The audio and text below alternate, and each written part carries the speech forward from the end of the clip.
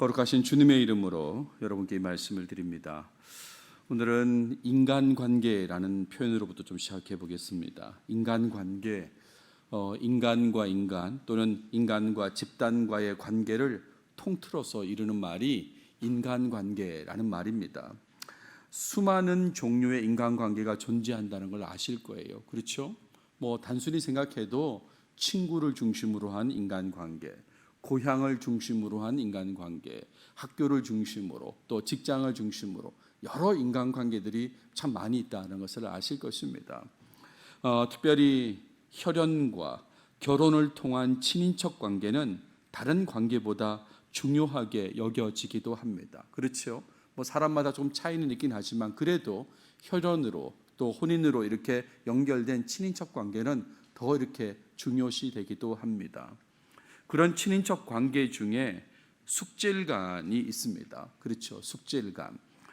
쉽게 말해 삼촌과 조카 사이라는 말이지 않습니까? 삼촌과 조카는 매우 가까운 사이로 그렇게 여겨집니다. 그것도 그럴 것이 내 형제의 자녀와 나와의 사이지 않습니까? 내 형제의 자녀와 나와의 사이니까 얼마나 가깝습니까?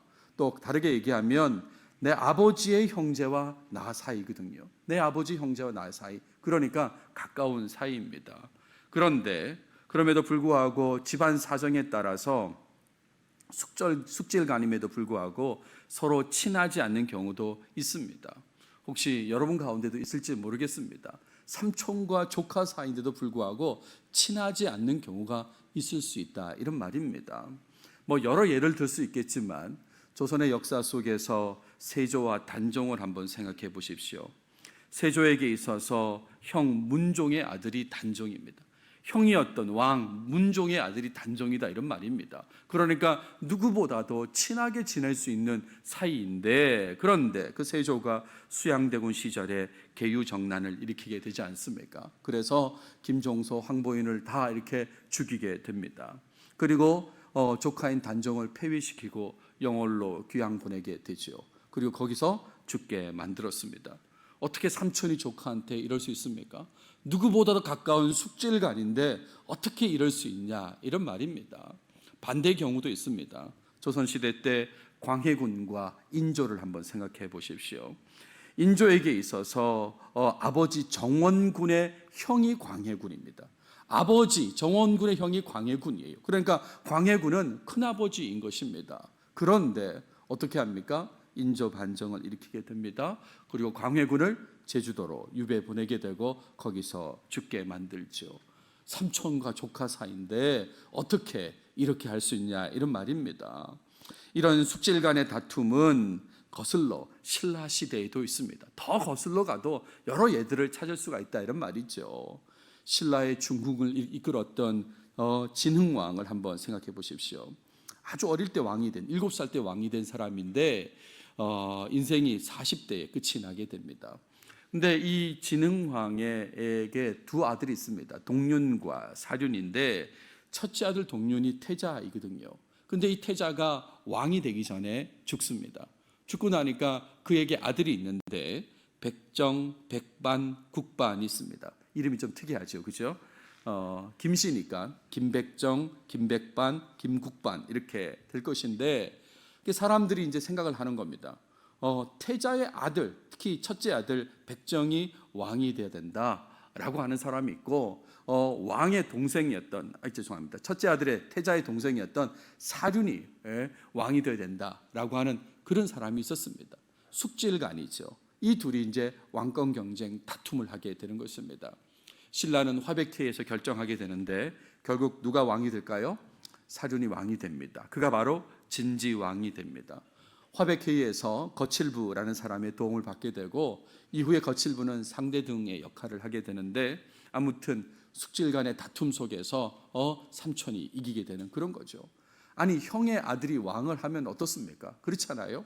근데 그걸 못 견디는 것 같아요. 근데 이 사륜 진지왕은 3년 정도밖에 왕을 하지 못합니다. 죽게 됩니다. 그리고 이 백정이라는 사람이, 김백정이 왕이 되는데 그가 바로 진평왕이고, 진평왕은 뭘로 유명합니까? 선덕 여왕의 아버지로 유명하지 않습니까? 그러니까 그런 이제 왕위가 이게 이어지게 됩니다. 다 숙질 간의 문제예요. 사실은 현재에도 숙질 간의 다툼은 여전히 존재합니다. 아시아투데이라는 언론의 작년 12월 15일자 기사입니다. 제목을 보십시오. 금호 석유화학 조카의 난 지속, 이렇게 되어 있습니다. 2001년도부터 시작됐던 2021년부터 시작된 이 조카의 난이 계속 이어진다, 이런 말이에요. 박찬구 회장, 박철환 상무 간의 경영권 분쟁이다, 이런 말입니다. 한쪽에서는 형의 아들이에요. 형의 아들. 그리고 이쪽에서는 아버지의 동생이거든요. 근데 어떻게 이렇게 싸울 수 있을까? 다툴 수 있을까? 그런 생각이 들지 않습니까? 이런 얘기를 제가 왜 하고 있을까요? 오늘 본문에 등장하는 아브라함과 롯의 관계가 숙질간이기 때문에 그렇습니다. 그들이 삼촌과 조카 사이다, 이런 말이에요. 아브라함의 아버지가 데라입니다. 데라가 아들 셋을 가지고 있어요. 아브라함, 나홀, 그리고 하란입니다. 물론 나중에 아브라함이 결혼한 사레가 이북누이라고 했으니까 그러니까 이렇게도 표시할 수 있을 텐데, 사레는 말씀드린 대로 아브라함과 결혼을 하게 됩니다. 하란이 일찍 죽어요. 그래서 그의 아들이 있는데 롯이고 딸도 있습니다. 밀가, 그리고 이스가도 있는데, 여기서 밀가는 삼촌인 나홀과 또 결혼하게 됩니다. 이런 관계입니다. 근데 우리가 주목하는 것은 아브라함과 롯입니다. 아브라함, 롯을 한번 주목해 보십시오. 어떤 관계입니까? 삼촌과 조카, 숙질간이지 않습니까? 그래서 오늘 이 얘기를 지금 계속 하고 있어요. 오늘 본문에는 아브라함과 롯 사이에 다툼이 발생하는 그런 내용이 등장하고 있습니다. 그 다툼이 해결되어지는 부분에 주목하면서 말씀을 살펴보고자 합니다. 특별히 해결 과정에서 아브라함이 어떤 모습을 보였는지를 좀 강조하면서 말씀을 나누겠습니다. 오늘 다룰 본문의 중간 부분을 성경 봉독했는데 13장 1절부터 13절까지 본문을 두고 말씀을 이어보도록 하겠습니다. 본문을 보시면 오늘 본문은 아브라함이 가나안 땅으로 돌아와서 발생한 그런 상황에 대한 내용이다라고 하겠어요. 지금까지 살펴본 그 12장의 내용을 생각해 보십시오. 아브라함이 하나님의 음성을 듣고 가나안 땅으로 이동했습니다. 그리고 가는 곳마다 하나님께 예배를 드렸다라고 했습니다. 그리고 이후에 극심한 기근의 상황에서 방심하면서 이집트로 갔다가 어려움을 겪게 되었지 않습니까? 하나님의 도우심으로 겨우 그 어려움을 해결하고 이집트를 나오게 되었다는 것이 지난 12장까지의 내용입니다. 그리고 13장 1절부터 4절까지는 아브라함이 가나안 땅으로 이동하는 내용이 등장하고 있습니다. 이집트에서 네겝으로 올라갔다라는 내용이 나와요. 13장 1절 보시면 네겝으로 올라가니라 라는 표현이 나오죠. 저는 참 그 우리말 성경에 대해서 애착이 있으면서 또 한편에서는 너무 좀 답답한 부분이 있는데, 그게 바로 이런 겁니다. 12장 9절에 뭐라고 되어 있습니까? 점점 남방으로 옮겨갔더라 라는 표시가 나오잖아요. 남방이란 단어가 네겝입니다.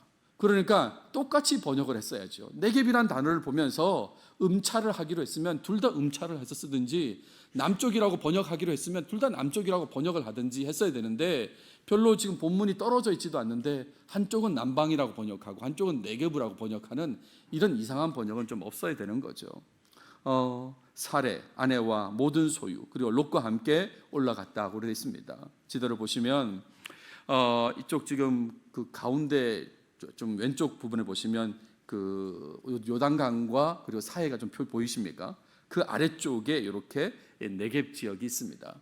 그리고 왼쪽 아래가 이집트니까 이 이집트에서 이렇게 네겝 지역으로 이렇게 이동했다는 것이 본문의 내용이죠. 특별히 모든 소유와 함께 올라왔다 그랬습니다. 모든 소유라는 말을 이 2절에서 확인해 보세요. 아브라함에게 가축과 은과 금이 풍부하였더라 그랬습니다. 이 풍부한 걸 가지고 올라왔다 이런 말이에요. 원래 아브라함이 재산이 좀 있었는데 지금 아내 일로 인해서 이집트에서도 받은 게 또 많지 않습니까? 그러니까 그 풍부한 걸 가지고 지금 이 네겝 지역으로 올라왔습니다. 그리고 거기 멈추지 않고 네겝에서 또 베델로 이동했다라고 했습니다. 그리고 전에 장막 쳤던 곳까지도 이동했다 그랬어요. 3절에 보시면 베델과 아이 사이라고 그랬고 4절에서는 그가 처음으로 제단을 쌓은 곳이다라고도 그렇게 표현하고 있습니다.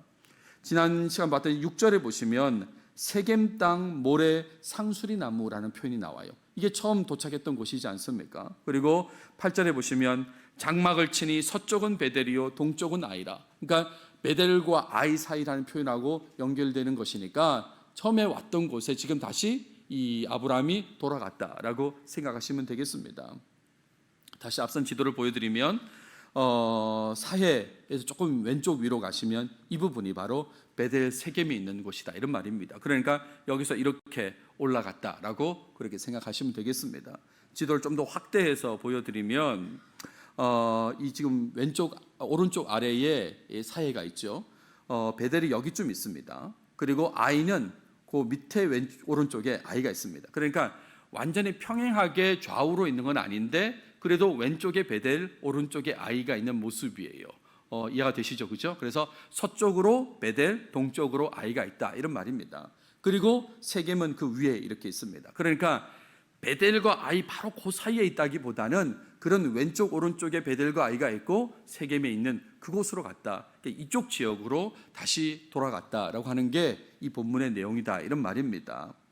자, 그러면서 그곳에 가서 거기서 아브라함이 예배를 했다는 이 내용이 등장합니다. 4절에 보세요. 그가 거기서 여호와의 이름을 불렀더라라고 했습니다. 방심해가지고 실수한 이후에 다시 그 원래의 자리까지 돌아왔다 이런 말입니다. 하나님의 음성을 듣고 가나안 땅에 와서 예배했던 그 자리. 근데 방심해가지고 실수해서 그래서 어려움 겪고 난 다음에 다시 그 예배했던 자리로 돌아와서 하나님의 이름을 부르며 예배했다는 것이 이 4절의 내용이에요. 그리고 나서 5절부터 7절까지는 새로운 문제가 발생했음을 얘기합니다. 다시 돌아와서 예배했더라 그리고 행복하게 살았더라 라고 하면 끝인데 다시 인생에 문제가 발생했다 이런 말이죠. 롯도 양과 소와 장막이 있다 그랬습니다. 그러니까 조카 롯의 재산이 따로 있었던 거죠. 그리고 그 재산도 상당했다는 것을 알 수 있습니다. 그러면서 아브라함과 롯이 동거하기에는 땅이 좁았다라고 표현하고 있어요. 6절에 보십시오. 이는 그들의 소유가 많아서 동거할 수 없었음이니라 그랬습니다.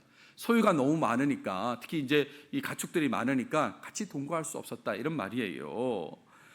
내용을 보시면 아브라함의 가축의 목자와 롯의 가축의 목자가 싸웠다, 다퉜다고 그렇게 얘기하고 있습니다. 제가 한번 질문을 드려볼까요? 왜 이 목자들은 서로 다투었을까요? 그냥 괜히 기싸움 하는 것입니까? 서로 땅 더 차지하려고 그렇게 기싸움하면서 싸웠을까요? 왜 싸웠을까요? 그것은 가축과 관련되어 있는 거죠. 풀의 양이 제한되어 있기 때문에 가축을 먹여야 되는데 풀을 먹여야 되는데 그런데 그 풀의 양이 제한되어 있기 때문에 그래서 목자들끼리 싸우게 됐다 이런 말입니다.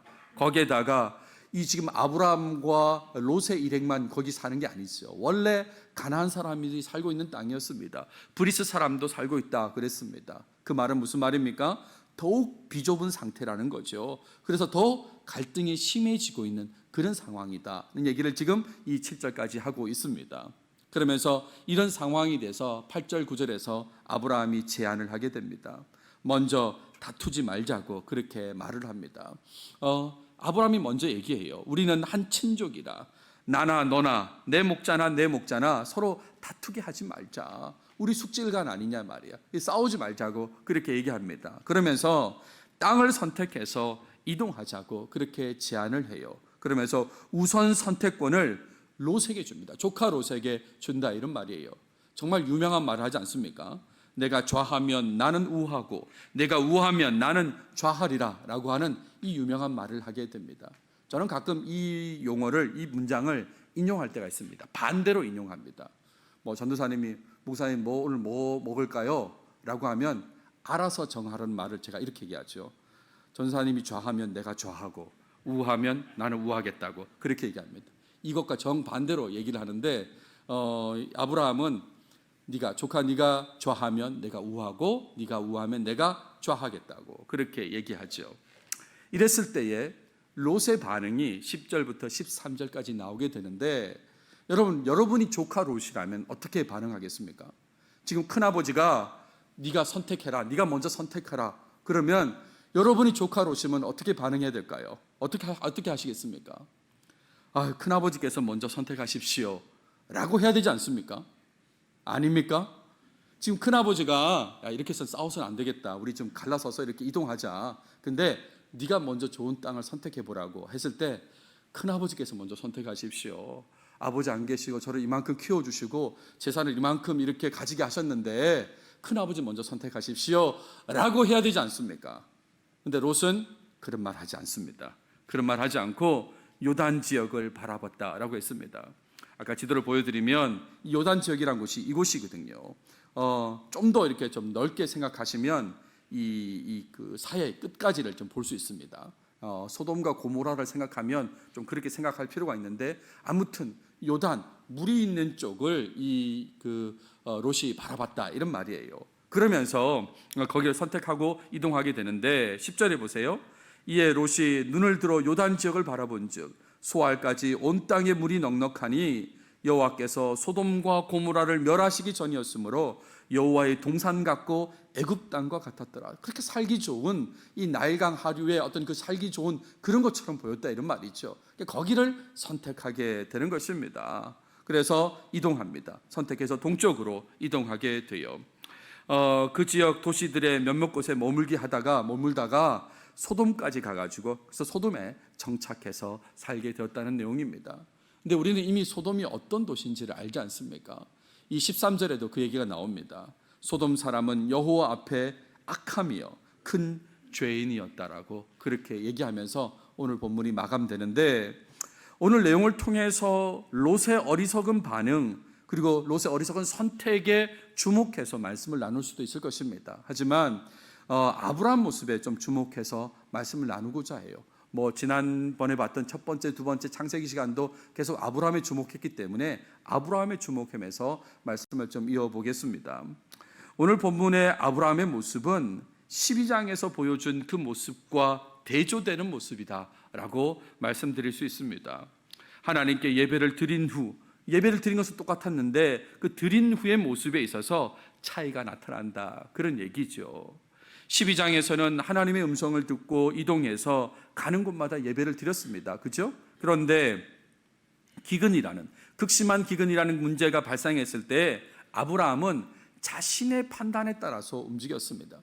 예배를 한 다음에 문제가 발생한 걸 보고 자신의 판단대로 움직였다 이런 말이죠. 이집트로 갈 뿐만 아니라 아내를 누이라고 하면서 자신의 목숨을 보호하려고 했다 이런 말입니다. 자기의 이익을 지키는데 힘썼던 모습이 아브라함의 모습이에요.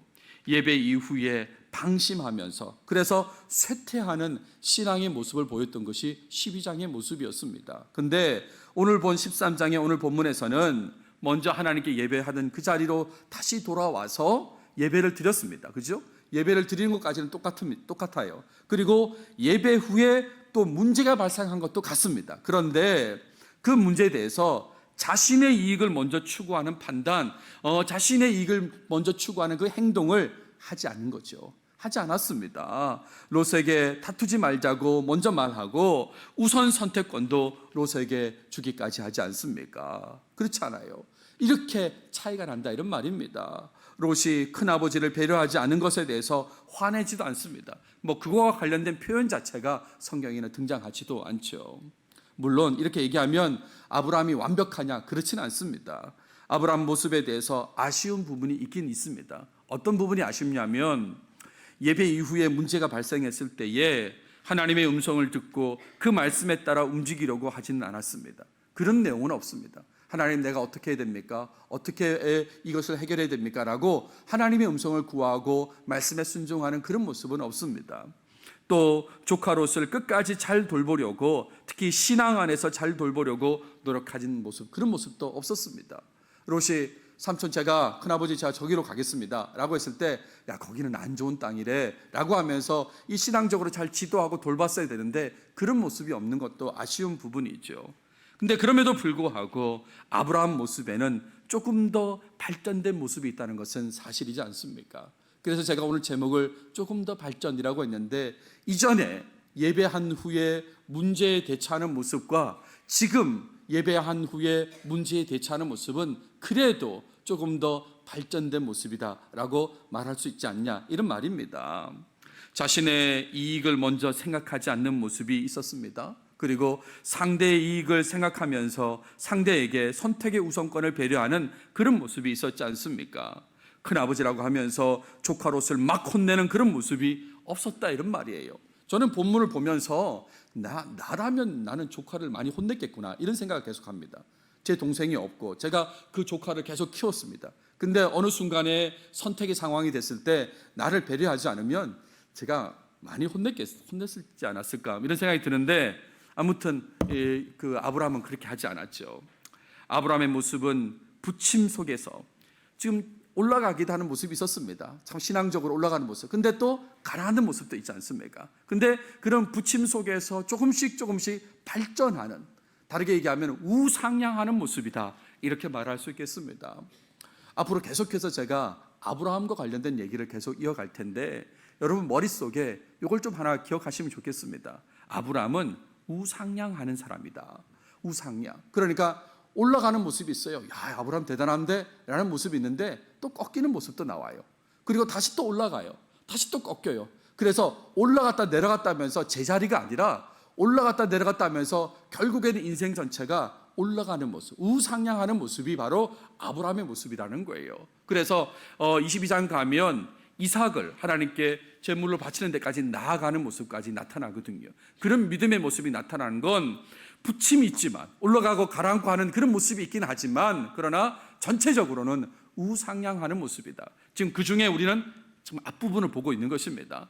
잠깐 하나님 음성 듣고 예배하면서 올라갔다가 다시 이집트로 가서 내려갔다가 다시 또 이렇게 조금 올라가는 모습이 오늘 본문의 모습이다, 이런 거죠.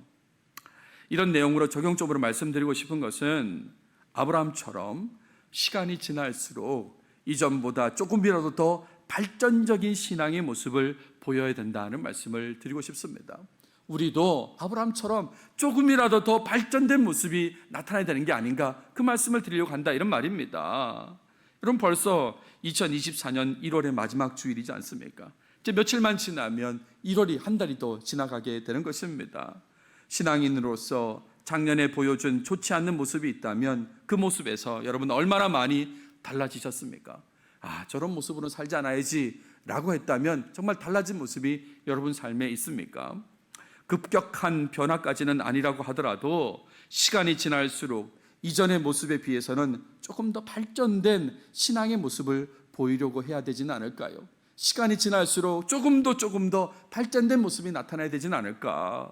혹 여러분 가운데 나는 이전의 모습이 좋았습니다 라고 한다 하더라도, 그렇다 하더라도 그보다는 더 좋은, 그보다는 더 발전된 모습이 시간이 지날수록 나타나야 되지 않을까요? 그걸 목표로 살아가야 되지 않을까, 그런 말씀을 드립니다. 그렇지 않으면 어느 순간 금방 쇠퇴하게 되는 것이에요. 나 예전에 좋았어요 라고 거기에 그냥 머물러 보십시오. 그러면 어느 순간 쇠퇴하고 또 쇠퇴하게 된다, 이런 말입니다. 그렇게 되면 나중에 과거 추억만 떠올리면서 살게 된다, 이런 말이죠. 나 옛날에 그거 했었어 라고 그렇게 말하면서 산다, 이런 말입니다. 나 옛날 새벽 예배도 참여했었다고, 그때 장난 아니었다고, 근데 지금 장난이라고 이렇게 한다, 이런 말입니다. 그러니까 추억만 얘기한다, 추억만. 그러니까 쇠퇴하지 않으려면 조금씩 이전보다 더 발전된 모습이 계속해서 나타나야 되는 거죠. 특별히 아브라함이 조금 더 발전된 신앙의 모습을 보일 수 있었던 그 바탕에 한번 주목해 보시기 바랍니다. 갑자기 아브라함이 어느 순간 나 좀 발전될 거야 라고 한 게 아니라면 그 바탕에 한번 주목해 보시라, 이런 말입니다. 아브라함은 문제가 생기고 그리고 조카 롯을 배려하는 그 일을 하기 전에 하나님을 예배했던 그 자리로 가서 예배를 했습니다. 이 부분을 주목하셔야 되는 것입니다. 지금 문제가 발생해서 다툼의 문제가 발생했습니다. 그리고 롯을 배려하는 모습이 나타났는데, 그 전에 아브라함은 하나님을 예배했던 원래 그 자리로 다시 가서 하나님의 이름을 부르면서 예배했다, 이런 말이죠. 4절에 보세요. 그가 처음으로 제단을 쌓은 곳이라 그가 거기서 여호와의 이름을 불렀더라 라고 했지 않습니까? 아마 아브라함은 예배하면서 이전에 예배 후에 방심해서 실수했던 부분에 대해서 돌이켰지 않았을까, 그런 생각을 하게 됩니다. 하나님 앞에 서서 자신의 삶에 대해서 생각하는 그런 시간을 가졌기 때문에, 그러니까 충분하지는 않다고 해도 이전보다는 조금 더 발전될 수 있었다, 이런 말입니다. 하나님 앞에 서 있는 시간, 하나님의 이름을 높이는 시간을 가졌기 때문에 그러니까 조금 더 발전된 모습이 나타났다 이런 말이죠.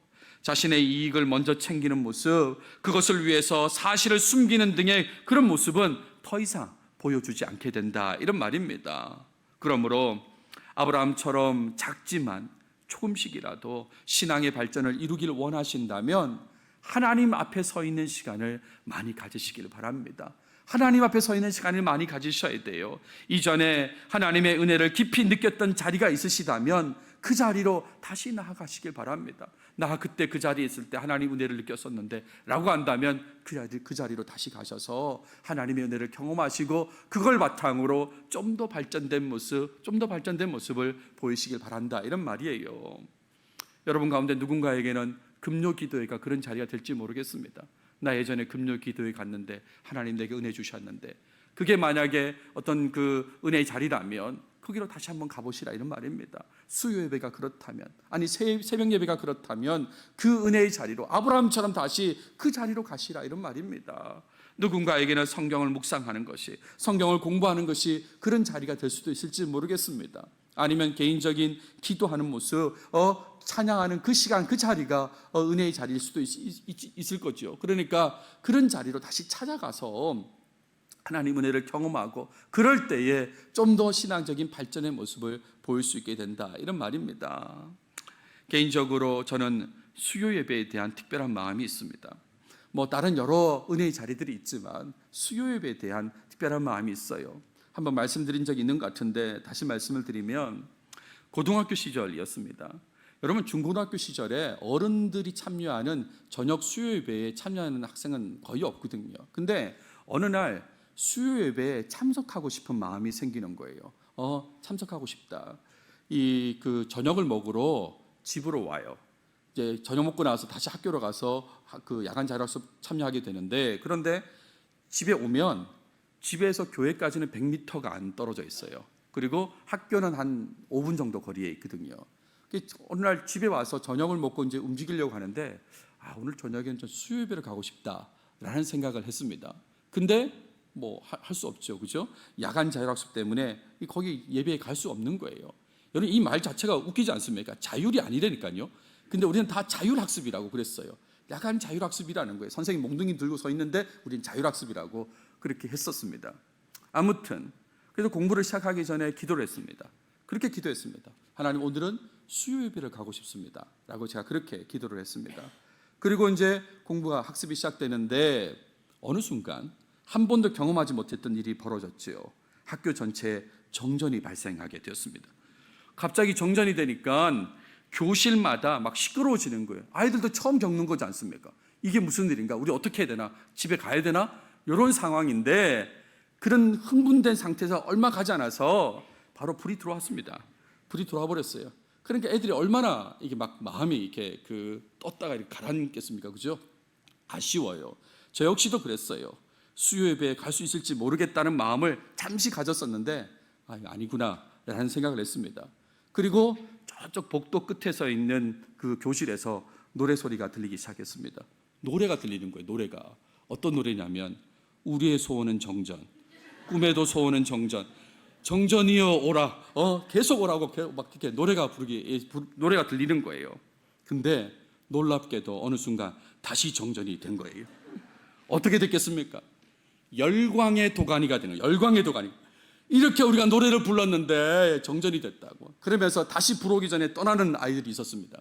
그리고 시간이 좀 지나서 선생님이 하교하라고 허락을 하셨어요. 제가 집으로 오면서 무슨 생각했겠습니까? 나 때문에 정전된 거야. 나 때문에 정전된 거야. 그런 생각했지 않겠습니까? 엄청난 감동으로 수요 예배에 참석했습니다. 엄청난 감동으로 하나님께서 나를 사랑하신다는 그런 생각을 한 거죠. 하나님 나를 사랑하시는구나. 내가 뭘 원하시는지, 내가 기도하는 내용을 다 듣고 계시는구나. 그런 생각을 하게 되었던 것입니다. 힘든 상황이, 이후에 실수하는 상황이 생길 때마다 다시 그 자리를 찾고 싶은 마음이 있습니다. 하나님 그때 내게 그렇게 반응해 주셨는데 그런 자리로 가고 싶은 마음이 있어요. 그래서 목양교회 수요 예배 시간에도 그런 감동을 기대하면서 참석합니다. 하나님께서 오늘 그런 감동을 내게 주지 않으실까, 그런 은혜를 주시지 않을까라는 그런 기대감으로 참여하게 됩니다. 감동을 가질 때에, 은혜를 경험할 때에 조금 더 발전하는 것 같아요. 여러분도 경험해 보세요. 그런 은혜, 그런 감동을 경험할 때에 내 신앙생활의 모습에 아주 큰 변화는 아니더라도 조금 더 발전된 모습이 나타날 수 있다, 이런 말입니다. 다메섹으로 가던 바울이 변화된 것처럼 짧은 시간에 확실히 바뀌면 참 좋겠지요. 그렇지 않습니까? 예수 믿는 자들을 핍박하던 사람이 예수님을 전하는 사람으로 바뀌는 이런 변화라면 짧은 시간에 바뀌는 건 참 좋겠지만, 그렇지 않다고 해도 이전보다는 조금이라도 더 발전적인 모습으로 살려고 노력하시는 여러분들이 되시면 좋겠습니다. 신앙의 작은 발전이라도 삶에 나타나기를 원하신다면, 그렇다면 꼭 하나님 앞에 서 있는 그 시간을 많이 가지시길 바랍니다. 하나님께서 은혜 주시는 그 시간, 그 자리로 좀 많이 가시길 바란다, 이런 말입니다. 늘 비슷한 신앙의 모습, 시간이 지날수록 늘 더욱 느슨해지는 모습, 그런 모습은 지양하셔야 돼요. 늘 비슷한 모습이잖아요, 대개는. 또 시간이 지날수록 더 쇠퇴해지는 게 보통의 모습인데, 이런 모습은 지양하셔야 하는 것입니다. 조금이라도 더 발전된 신앙의 모습이 삶 속에 계속해서 여러분 꼭 나타나시길 바랍니다. 아브라함처럼 욕심을 버리고 이웃을 배려하는 모습으로 발전된 모습이 나타날 뿐만 아니라 교회의 본질적인 기능들을 추구하는 모습들이 더 발전적으로 나타났으면 좋겠습니다. 예배, 교제, 교육, 선교, 봉사의 모습이 더 발전적으로 나타났으면 좋겠다, 이런 말이에요. 올해 교회 표어로 정한 것들 기억나시죠? 선교하는 교회, 그리고요 이웃을 사랑하는 교회, 성경 중심의 교회, 그리고 하나님을 찬양하고 예배하는 교회, 이 부분에 있어서 조금 더 발전적인 모습이 되려고 그렇게 노력하시면 좋겠다, 이런 말입니다. 그 일을 위해서 은혜의 자리, 하나님 앞에 서 있는 시간, 그 시간이 정말 많아지시길 바랍니다. 그래서 그걸 바탕으로 여러분 삶의 신앙의 발전이 조금이라도 더 나타나는, 시간이 지날수록 좀 더 발전된 모습이 나타나는 모습이 꼭 보여지길 바랍니다. 기도하겠습니다. 하나님 감사합니다. 오늘 또 우리에게 창세기를 통해서 말씀해 주셔서 감사합니다. 아브라함의 모습을 통해서 조금 더 발전된 신앙의 모습을 보게 하셨는데, 하나님 이런 모습이 우리의 모습이 되게 도와주시옵소서. 시간이 지나면 지날수록 그냥 멈춰 있거나 오히려 쇠퇴하는 모습 절대로 나타나지 않게 하시고, 하나님을 예배하고 하나님께서 은혜 주시는 그 자리를 늘 찾아서 늘 하나님 앞에 서 있어서 신앙의 모습이 늘 발전적으로 나타나는 우리 모두가 되도록 도와주시옵소서. 감사합니다. 예수님의 이름으로 기도드렸습니다. 아멘.